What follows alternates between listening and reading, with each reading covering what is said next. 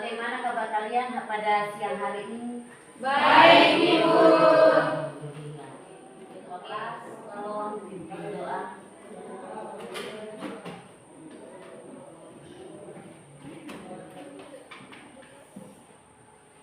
Siap, gerak. Teman-teman, sebelum kita memulai pembelajaran pada siang ini, marilah kita berdoa. Berdoa menurut agama dan keyakinan kita masing-masing. Berdoa mulai.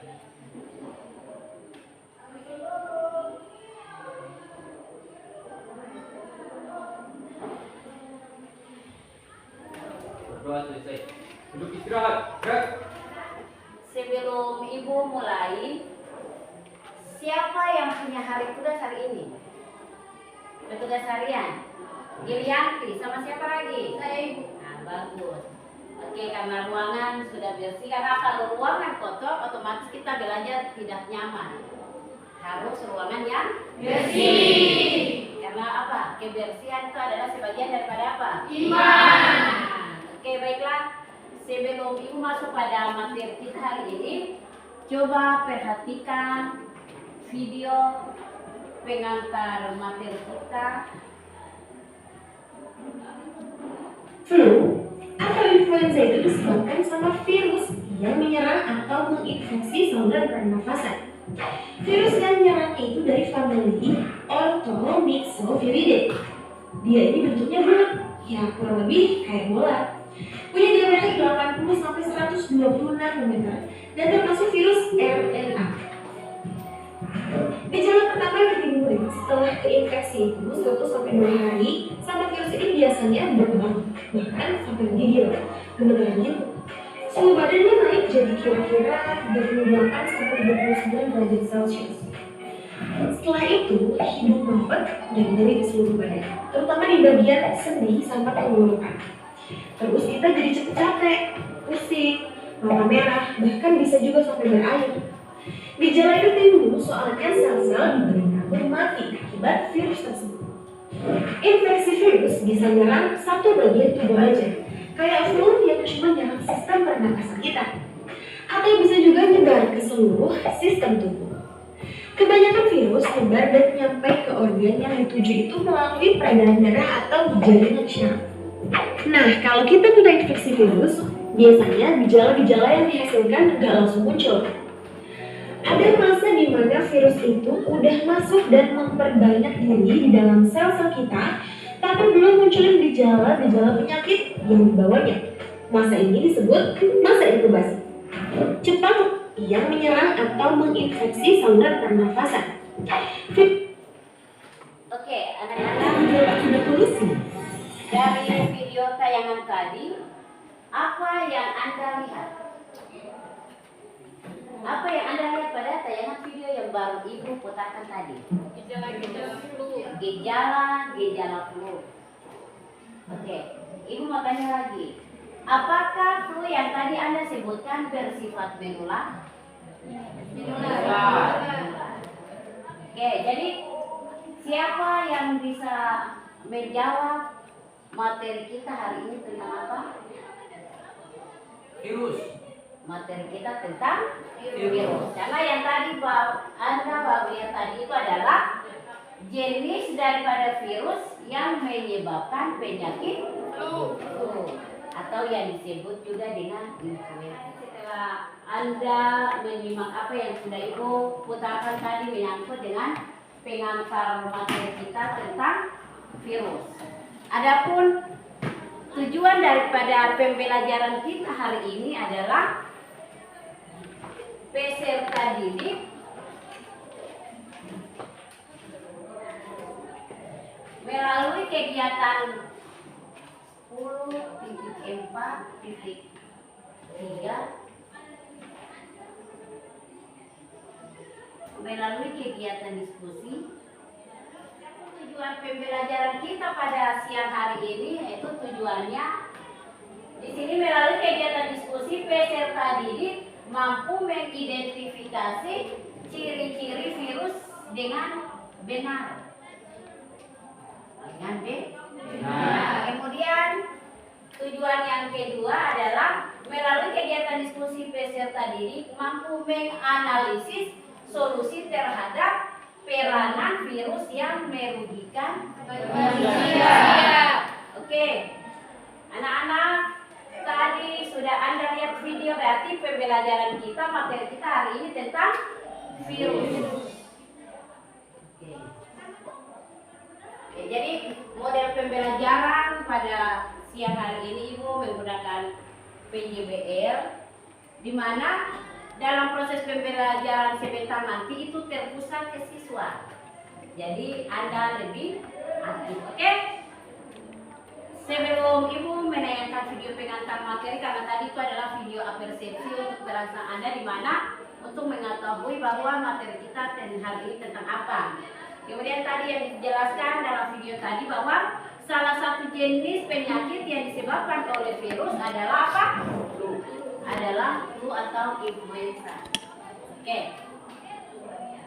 Coba anak-anak perhatikan video pembelajaran. COVID-19 disebabkan oleh SARS-CoV-2, yaitu virus jenis baru dari coronavirus. Kelompok virus yang menginfeksi sistem pernafasan. WHO menyatakan bahwa COVID-19 juga bisa menular melalui aerosol, yaitu partikel zat di udara. Gejala dari penyakit COVID-19 adalah demam, batuk kering, sesak nafas, hilangnya kemampuan mengecap dan membau, nyeri otot, sakit kepala, dan nyeri dada. Selanjutnya kita akan membahas AIDS, Acute Immunodeficiency Syndrome. AIDS merupakan penyakit hilangnya kekebalan tubuh yang disebabkan oleh HIV, Human Immunodeficiency Virus. Nah, itu adalah gambar di mana HIV menyerang limfosit. HIV menyerang limfosit dengan masa inkubasi yang cukup lama, yaitu antara 10 sampai 15 tahun.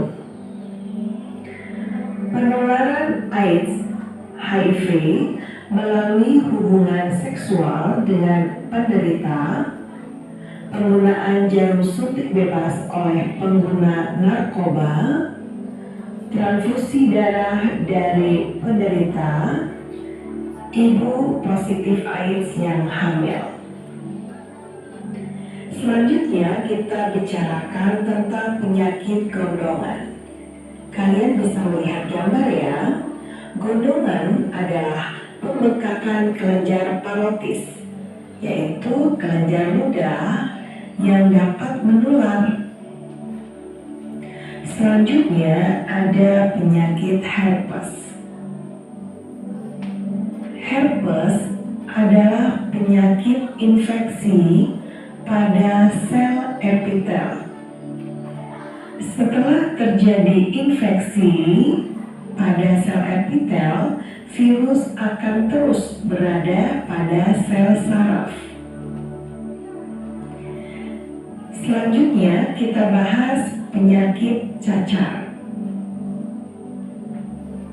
Cacar disebabkan oleh virus variola virus. Masa inkubasi dari penyakit cacar sekitar 12 hari. Pencegahan digunakan vaksin virus orthopox virus. Selanjutnya ada penyakit hepatitis. Hepatitis merupakan penyakit gangguan fungsi hati dan empedu. Penularan hepatitis melalui cairan tubuh atau peralatan makan dan minum penderita. Terdapat hepatitis A, B, C, dan D. Selanjutnya kita bahas influenza atau flu. Penyakit influenza merupakan penyakit pernafasan yang disebabkan oleh orthomyxovirus. Gejala dari influenza adalah tubuh menggigil, demam, sakit kepala, batuk kering, dan nyeri otot. Kemudian ada penyakit campak atau morbili. Campak atau morbili disebabkan oleh morbillivirus. Masa inkubasi dari campak adalah 7-11 hari. Gejalanya demam. Oke. Jadi pada pengantar materi video pembelajaran tentang virus tadi, apa yang ada ketahui tentang virus corona? COVID-19 yang baru tadi tayang tadi. Apa yang Anda ketahui? Bisa? Kemudian gejalanya bagaimana dan apa solusi untuk proses pengobatannya? Nah, untuk menjawab permasalahan yang baru saja Ibu sampaikan tadi terkait dengan video pembelajaran, sebentar nanti Ibu membagikan kelompok untuk kita membuat proyek. Nah, tapi sebelum Ibu membagikan kelompok, di sini Ibu menjelaskan materi sedikit dulu tentang karena tujuan materi kita di sini yaitu peserta didik mampu mengidentifikasi ciri-ciri pada virus. Ibu mau tanyakan ke Anda dulu, virus termasuk makhluk hidup atau apa? Makhluk hidup.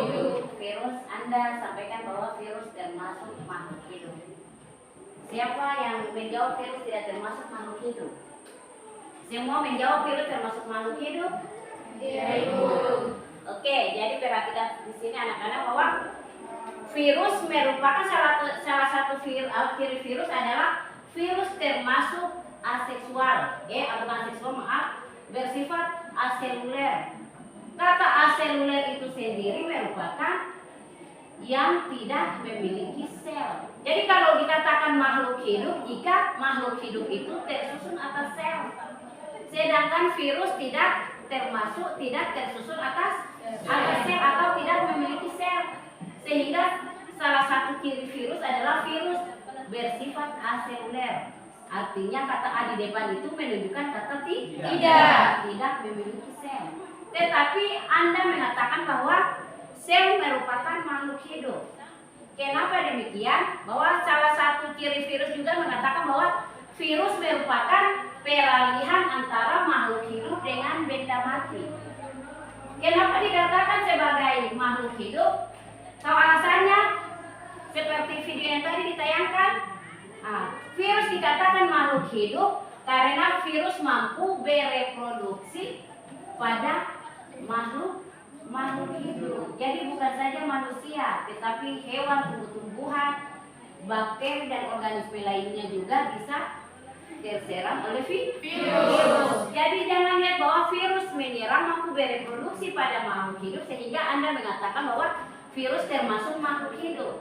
Jadi virus itu tidak termasuk makhluk hidup. Kenapa? Karena virus tidak memiliki sel.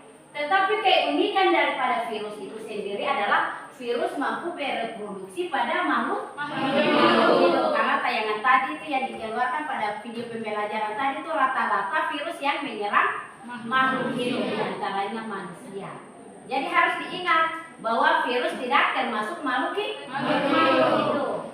Tadi yang Ibu bilang virus merupakan peralihan antara makhluk hidup dan benda mati.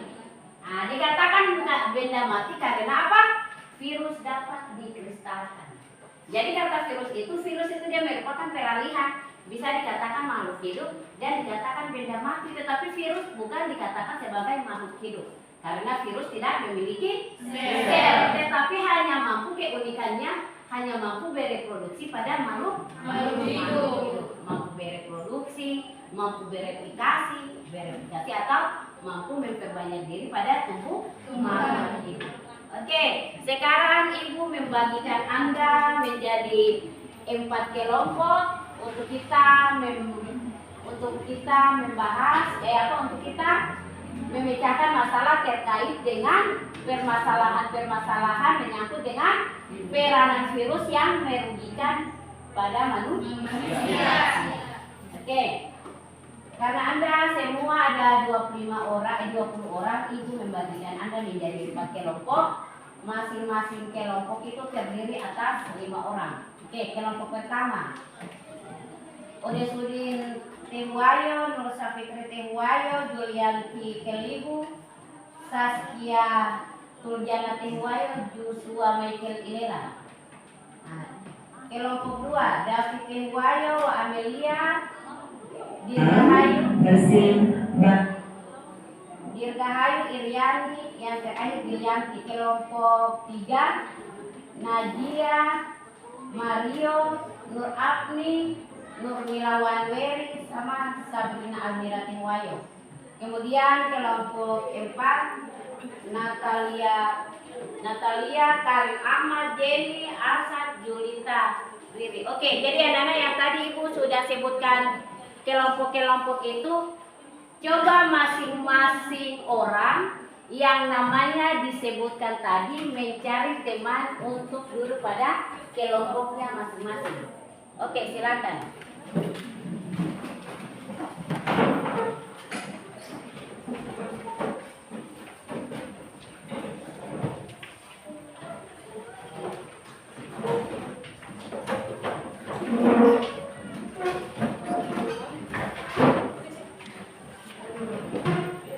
Oke, sudah masing-masing kelompok sudah pada tempatnya masing-masing. Oke.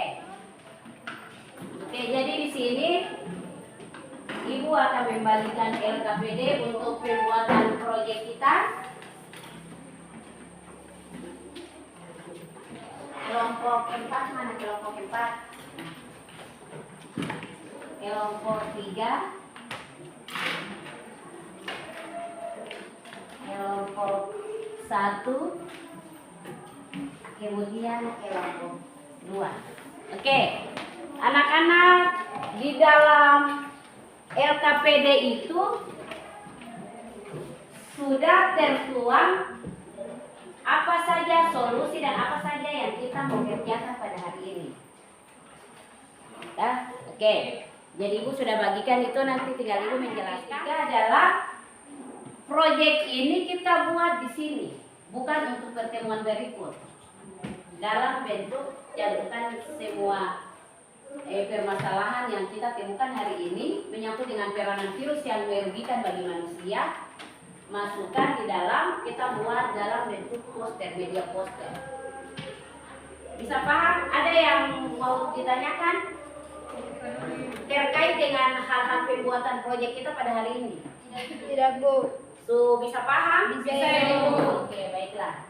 Oke, jadi pembuatan proyek ini kita tuntaskan pada hari ini, jadi tidak ada pertemuan kedua. Iya, Bu. Proyeknya kita kerjakan pada pertemuan hari ini. Jadi anak-anak coba perhatikan di dalam LKPD itu sudah dijelaskan terkait hal-hal apa saja beserta tujuannya untuk kita buat proyek kita tentang peranan virus yang merugikan pada manusia. Jadi Ibu membagikan kertas ini. Anda cari berbagai macam artikel tentang penyakit-penyakit yang disebabkan oleh virus. Kemudian Anda merumuskan permasalahannya. Kemudian tuangkan di dalam kertas ini. Setelah itu baru masing-masing kelompok mempresentasikan hasil daripada proyeknya masing-masing.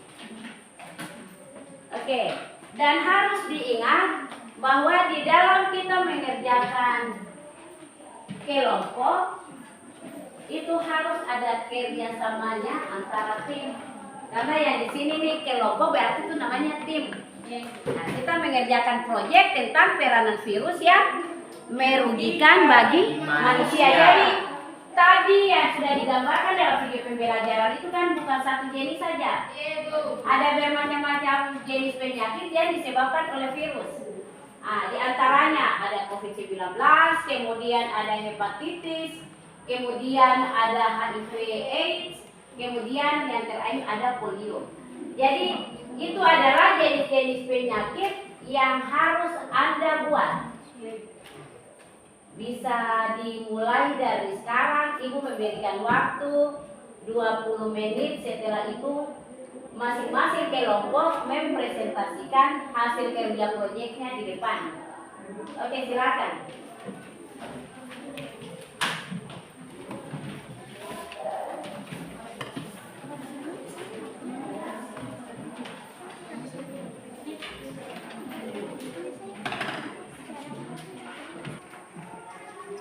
Oke, jadi harus diingat bahwa ya tadi Ibu mengulangi saja bahwa dalam kita mengerjakan satu proyek dalam satu tim itu harus ada kerjasama. Kita memberikan masukan, lebih banyak solusi yang kita dapatkan. Oke, dikerjakan.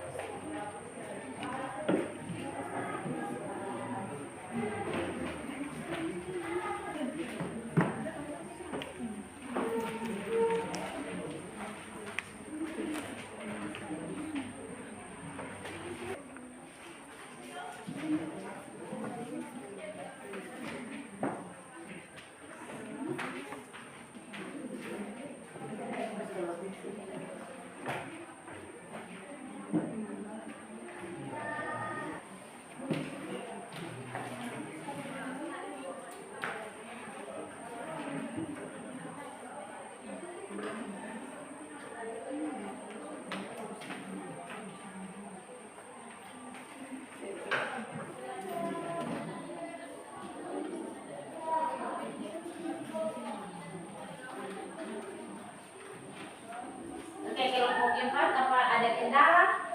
Tidak ada.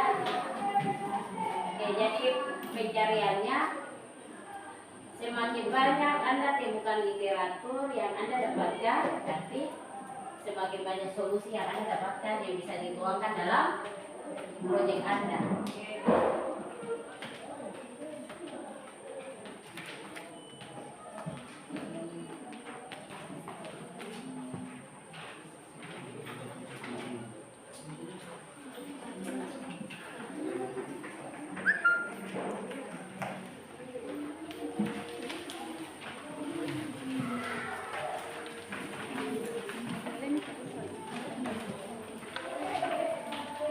Ibu ini mau pergi. Ya, kita lihat.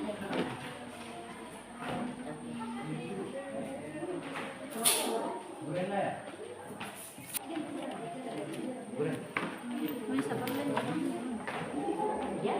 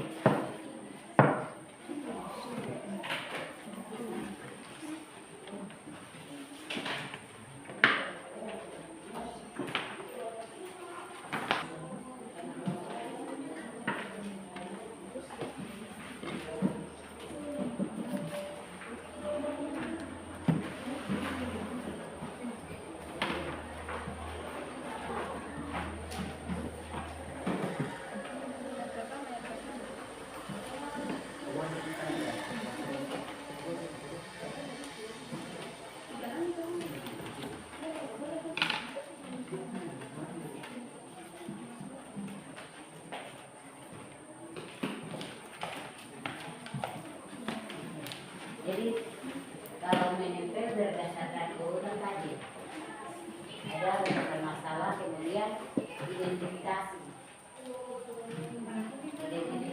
masalah yang tadi sudah Ibu jelaskan.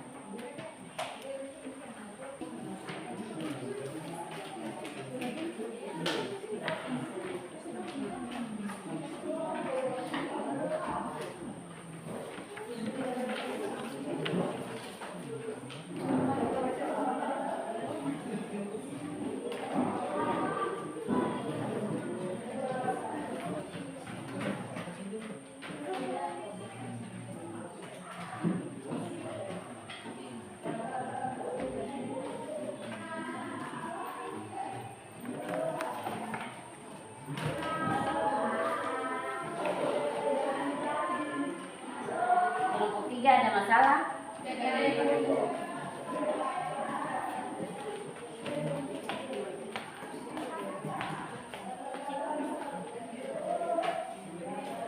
Oke, untuk semua kelompok sudah selesai? Belum? Oke.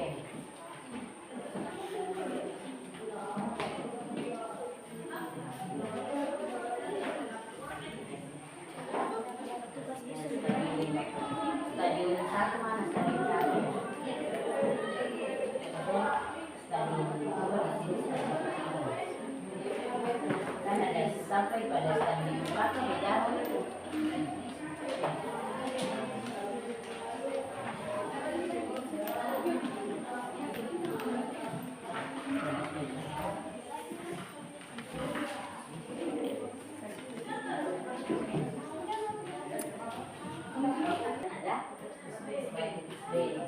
Jadi kalau mau periksa juga tidak apa-apa, supaya bisa tahu yang satu di semua itu kreativitas daripada masing-masing kelompok saja. Kelompok mana yang mau presentasi duluan? Oh, kelompok 2. Oke, untuk itu tidak membuat buang waktu, Ibu mempersilakan kelompok 2 untuk mempresentasikan hasil proyek yang sudah dikerjakan. Oke, untuk kelompok 2 mari ke depan.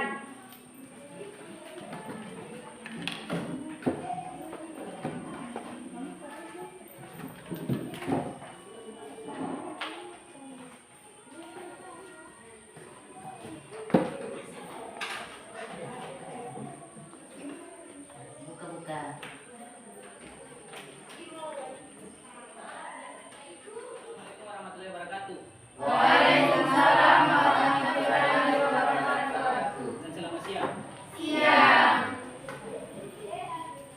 Terima kasih kepada Ibu pemateri dan yang telah memberikan kesempatan kepada kelompok kami untuk mempresentasikan hasil kerja proyek kami tentang virus HIV/AIDS.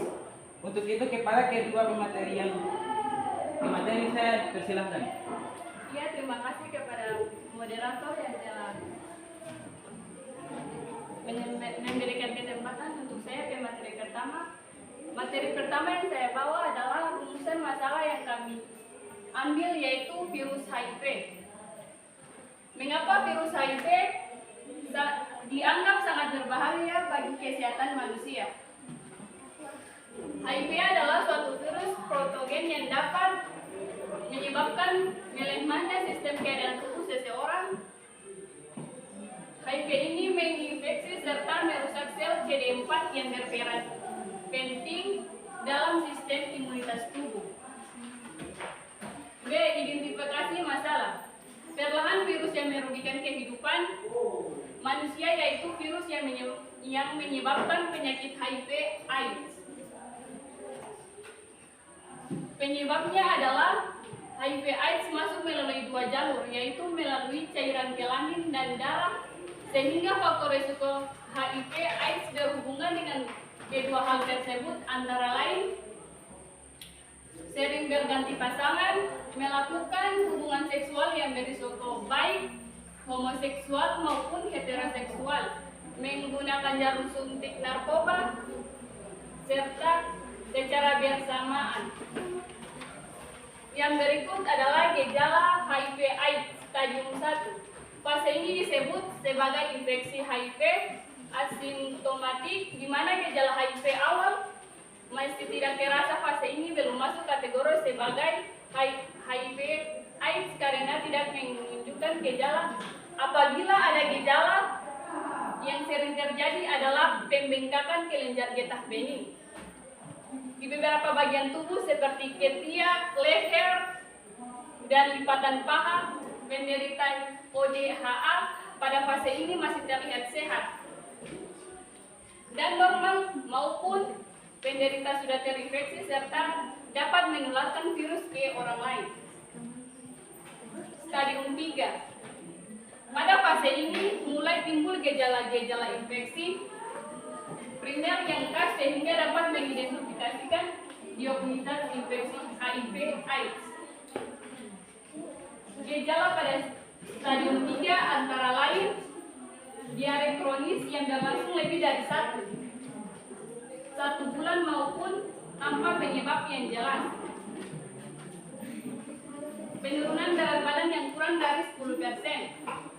Berat badan sebelumnya tanpa penyebabnya yang jelas, demam yang terus hilang dan muncul selama lebih dari 1 bulan. Infeksi jamur di mulut atau kondiosis oral, muncul bercak putih pada lidah yang tampak kasar. Berobak dan berbulut. Tuberkulosis paru radang mulut, akut radang gusi dan infeksi gusi atau periodontitis yang tidak kunjung sembuh. Ini dari materi pertama. Materi selanjutnya akan dilanjutkan kepada materi kedua. Saya tulis silakan kepada materi kedua.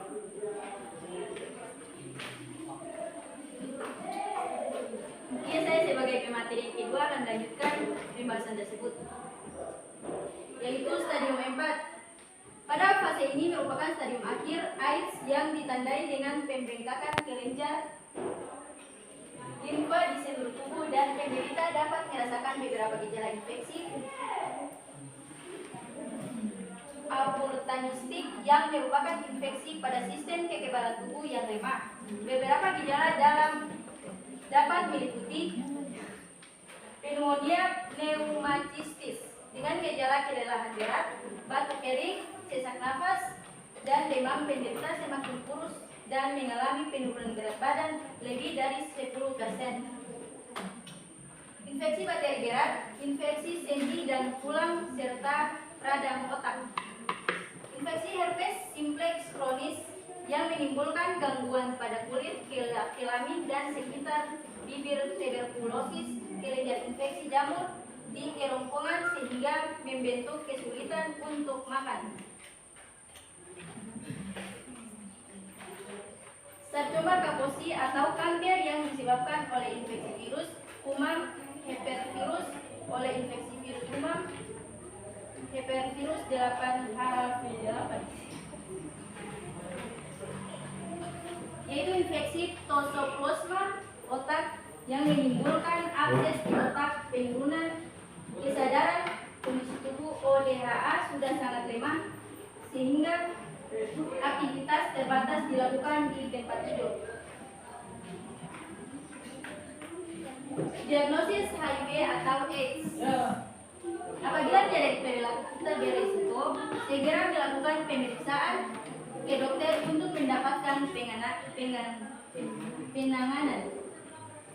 penanganan awal yang dengan diagnosa untuk mendeteksi apakah seorang tersebut terinfeksi HIV.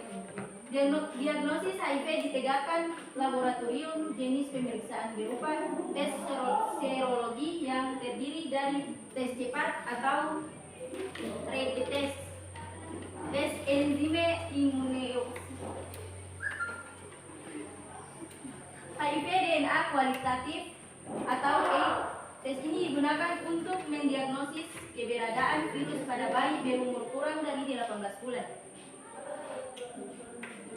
HIV RNA kuantitatif. Tes ini digunakan untuk memeriksa jumlah virus dalam darah. Selanjutnya yaitu pengobatan HIV atau AIDS. Penderitaan yang telah terdiagnosis HIV harus segera mendapatkan pengobatan berupa antiretroviral. Teman-teman dan ibu guru bisa melihat gambar pada tubuh virus tersebut.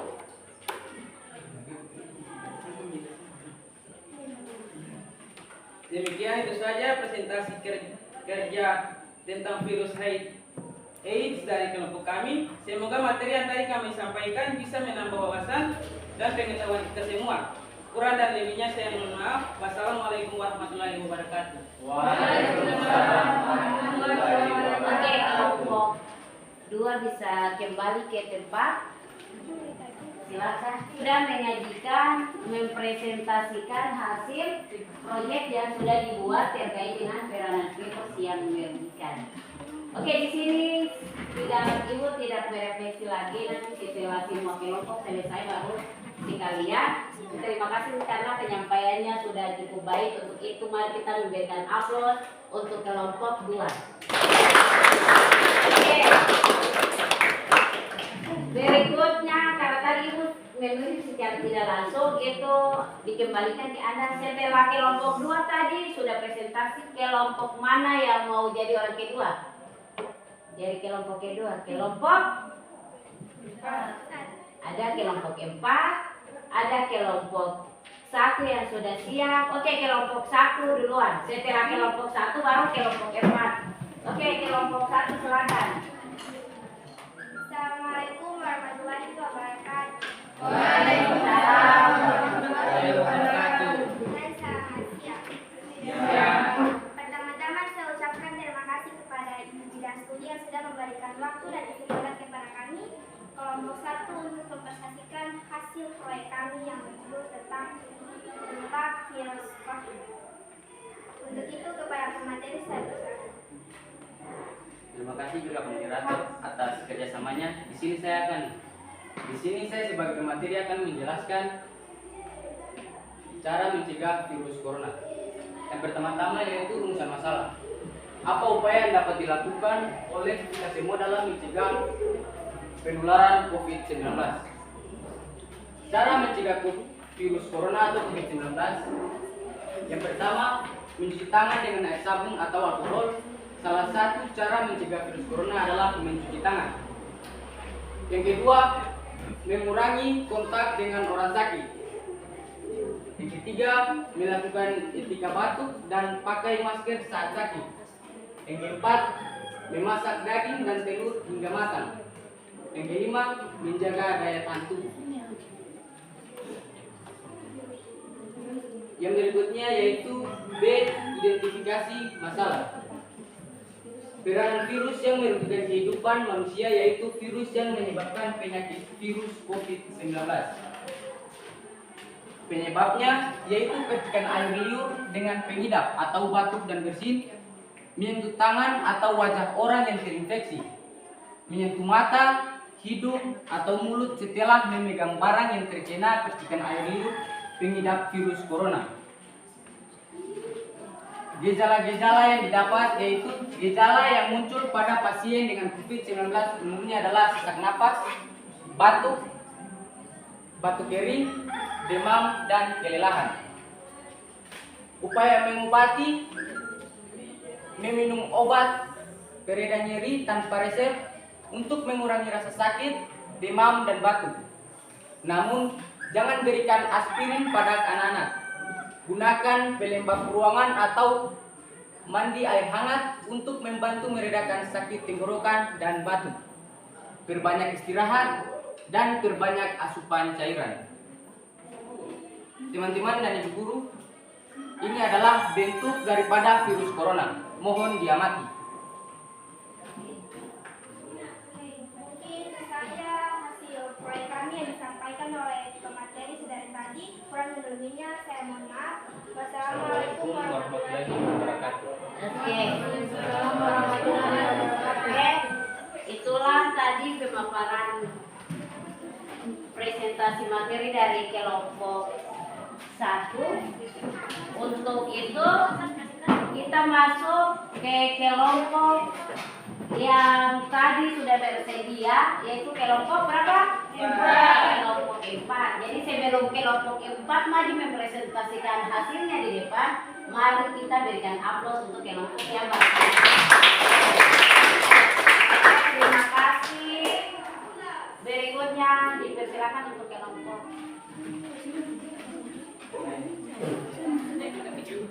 Assalamualaikum warahmatullahi wabarakatuh. Waalaikumsalam warahmatullahi wabarakatuh. Selamat siang, salam sejahtera untuk kita semua. Shalom. Terima kasih atas waktu dan kesempatannya yang diberikan kepada kelompok kami. Saya perwakilan dari kelompok 4 yang mendampingi rekan-rekan kelompok saya sebagai pemateri. Kami akan menjelaskan hasil kerja proyek kami tentang peranan virus dalam kehidupan manusia. Materi yang kami bahas pada hari ini yaitu virus yang menyebabkan penyakit polio. Kepada pemateri saya persilakan. Terima kasih moderator atas kesempatan diberikan kepada kami. Di sini saya akan masuk dalam subjek rumusan masalah. Apa penyebab dan bagaimana cara mencegah penyakit polio? Penyakit polio disebabkan oleh infeksi virus yang bernama poliovirus. Karena itulah vaksinasi pada anak penting untuk mencegah terjadinya infeksi virus polio tersebut.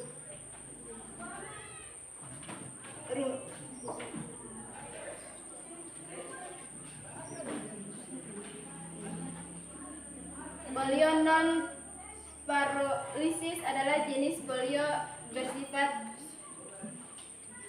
ringan dan cenderung tidak mengakibatkan kelumpuhan.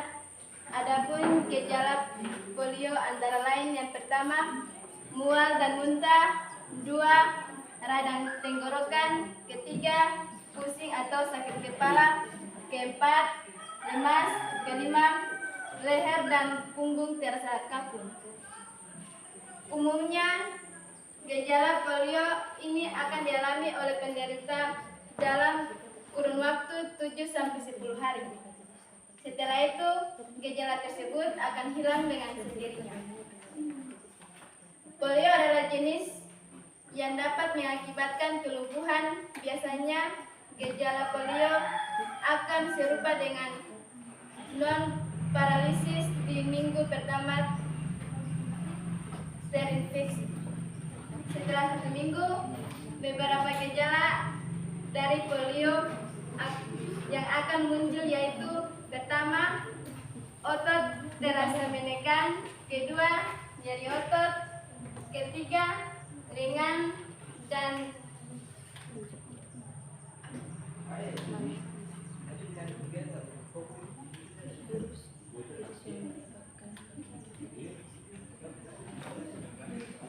jantungnya terasa sangat lemas, dan yang terakhir, penurunan atau bahkan kehilangan refleks. Selanjutnya saya akan menyerahkan kepada pemateri kedua.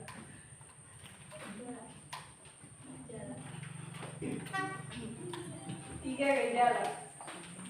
Penyebab polio adalah virus yang memiliki nama serupa yaitu poliovirus. Virus polio tersebut dapat menyerang manusia melalui rongga mulut serta hidung. Kemudian virus akan memasuki aliran darah sehingga mengakibatkan kerusakan pada saraf. Penularan polio ini terjadi apabila seseorang melakukan kontak langsung dengan tinja dan cairan tubuh penderitanya. Selain itu, polio juga dapat ditularkan melalui makanan serta minuman yang terkontaminasi virus polio. Di samping itu, ada beberapa faktor risiko yang menyebabkan seseorang terjangkit penyakit polio. Adapun penjelasan dari beberapa faktor risiko penyakit polio adalah sebagai berikut. Belum mendapatkan vaksinasi polio sewaktu masa kecil, tinggal di daerah yang kurang. Teman-teman dan ibu guru bisa melihat virus polio di gambar. Demikian hasil kerja proyek kami. Kurang dan lebihnya kami mohon maaf. Bila itu kuliah. Assalamualaikum warahmatullahi wabarakatuh. Waalaikumsalam warahmatullahi wabarakatuh. Oke, kelompok 4 silakan balik ke tempat. Ya, itulah tadi hasil daripada penyampaian yang disampaikan oleh kelompok 4.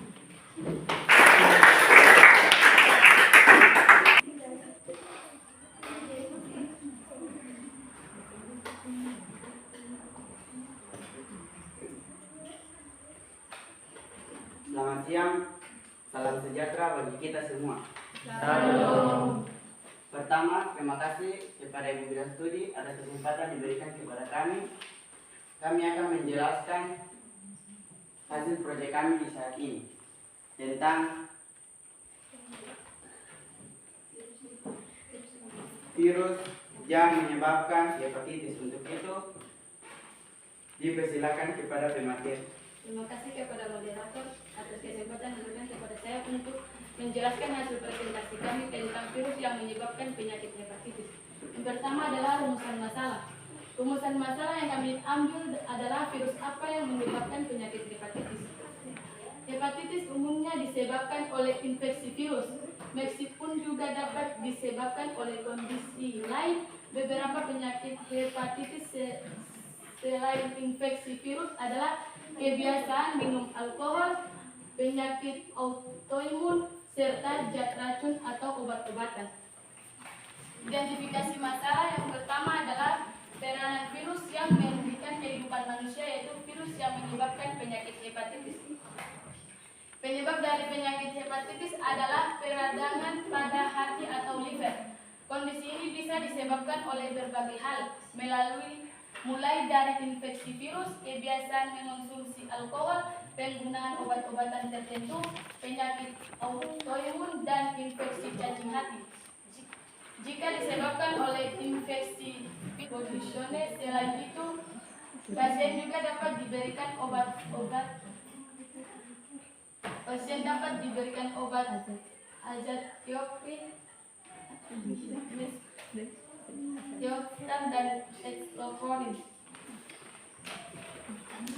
Obat antivirus. Pada beberapa kondisi, misalnya pada hepatitis kronis, dokter juga mencegah hepatitis akut misterius. Pastikan Anda rutin mencuci tangan dengan sabun dan air mengalir, mengonsumsi makanan yang dimasak hingga matang, tidak berbagi alat makan bersama orang lain, dan menghindari kontak dengan yang terkena penyakit hepatitis tersebut. Jadi ini adalah gambar dari bentuk virus hepatitis yang terbagi menjadi dua, yaitu hepatitis A dan hepatitis B. Mungkin itu saja hasil proyek kami. Kurang dan lebihnya saya mohon maaf. Selamat siang dan shalom.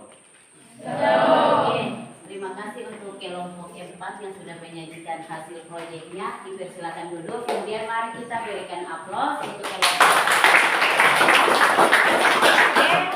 Coba perhatikan hasil proyek yang sudah Anda buat di depan, yaitu terkait dengan peranan virus yang merugikan bagi manusia. Di sini masing-masing kelompok memiliki permasalahan yang berbeda-beda. Ada yang kelompok memilih COVID, ada yang kelompok memilih HIV/AIDS, ada kelompok yang memilih permasalahannya terkait dengan hepatitis, kemudian ada yang terakhir adalah yang permasalahannya terkait dengan penyakit polio. Jadi masing-masing penyakit yang ada ini merupakan jenis penyakit yang disebabkan oleh virus. Coba anak-anak perhatikan di sini pada gambar masing-masing virus, otomatis terjadi perbedaan antara bentuk virus satu dengan virus yang lain. Ibu mau tanya dulu, pernah melihat virus? Pernah. Siapa pernah melihat virus? Virus itu, kalau Anda pernah lihat, berarti Anda lihat bentuk itu. Virus bersifat kronik. Dia ukurannya sangat kecil. Artinya sangat kecil, tidak dapat dilihat menggunakan mata telanjang. Harus menggunakan mikroskop elektron yang pembesarannya beribu kali lipat agar bisa melihat bentuk daripada tubuh virus. Jadi inilah bentuk-bentuk tubuh virus yang sangat bervariasi. Jadi virus itu bentuk tubuh bervariasi. Ada bulat, ada apa? Dari hasil ini, sebelum kita masuk pada mau menyimpulkan materi kita pada hari ini, ada yang bisa? Nah, coba. Jadi teman-teman, kesimpulan saya adalah virus merupakan peralihan antara makhluk hidup dan benda mati, dan virus bersifat parasit obligat. Sekian dari kesimpulan saya. Oke, bagus sekali kesimpulan yang disampaikan oleh Amelia. Ada lagi? Bu. Nah, silakan. Perlu kita tahu bahwa virus juga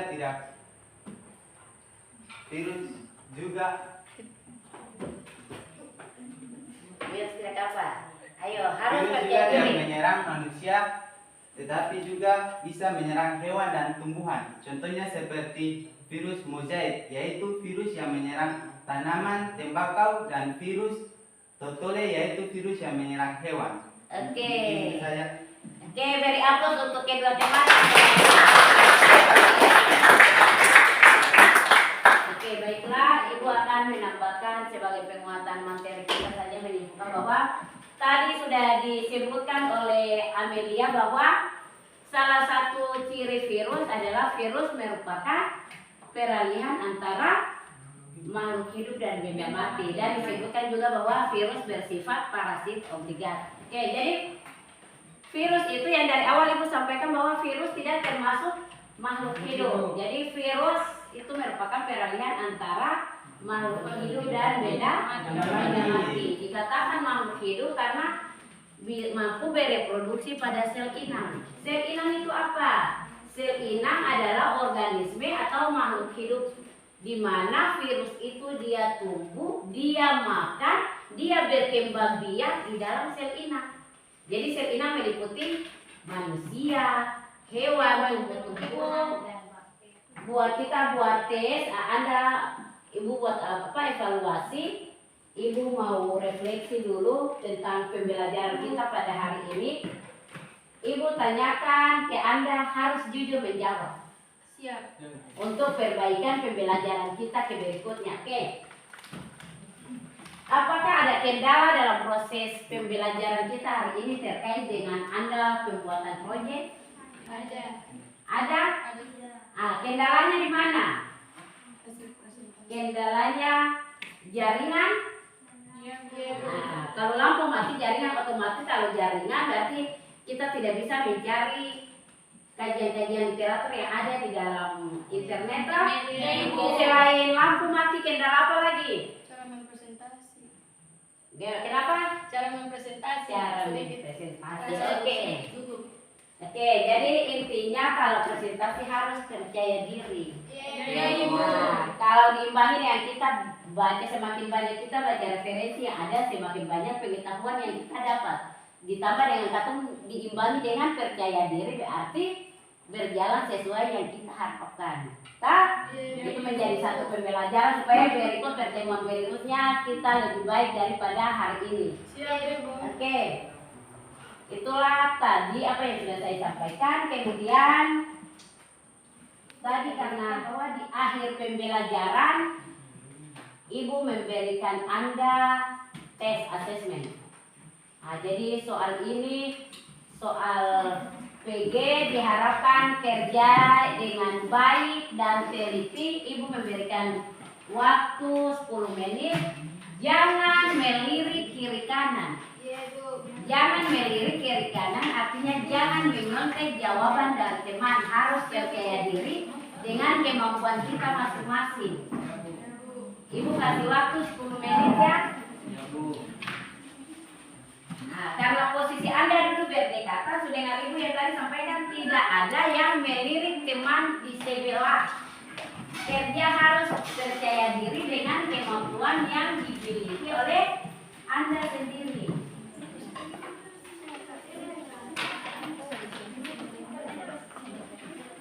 Oke, kemudian sebelum kerja, buku catatan atau lembaran apapun disimpan di laci meja. Buku paket ataupun buku pelajaran lainnya disimpan di dalam laci. Yang tadi aku bilang harus jujur kepada diri sendiri dan percaya diri, percaya bahwa saya mampu. Oke, Ibu memberikan waktu 10 menit. Jangan bertanya di teman, harus percaya diri, percaya dengan kemampuan yang dimiliki masing-masing.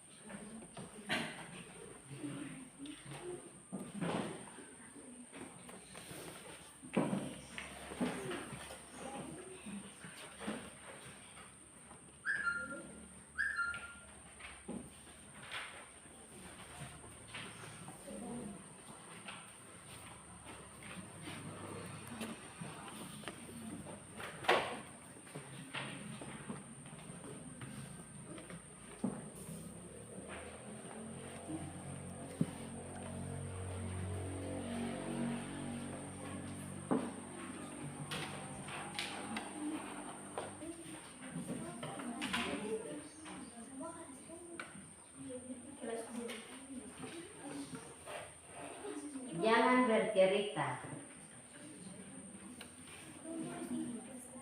Mulai barang 5 menit lah. Oke, sudah selesai? Sudah. Oke, jadi harus percaya dengan diri. Jangan minta jawaban di teman, jangan menyontek. Karena menyontek dan meminta jawaban dari teman itu sama saja menunjukkan kita punya ketidakmampuan kita pada orang lain.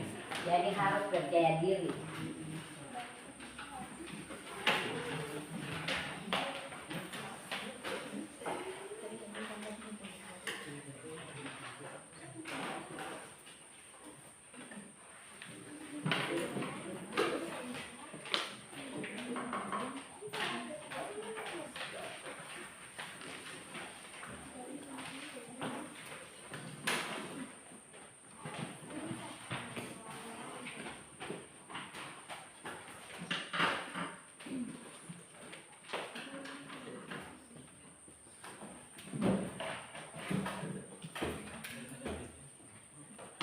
Duduk siap, gerak. Teman-teman, untuk menutup pembelajaran kita pada siang hari ini, marilah kita berdoa. Berdoa menurut agama dan keyakinan kita masing-masing. Berdoa mulai.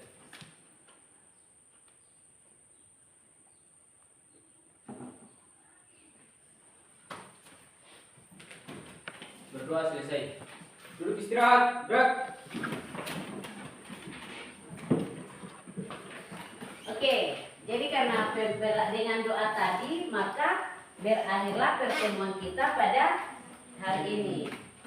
Ibu mengucapkan selamat siang dan selamat beraktivitas. Bagi yang di Lapa pulang dengan bukan di Lapa saja, bagi semua keluar dari ruangan ini dengan teratur. Karena kita sebagai anak sekolah punya aturan. Oke. Siap. Beri hormat. Selamat siang, Ibu. Siang. Oke.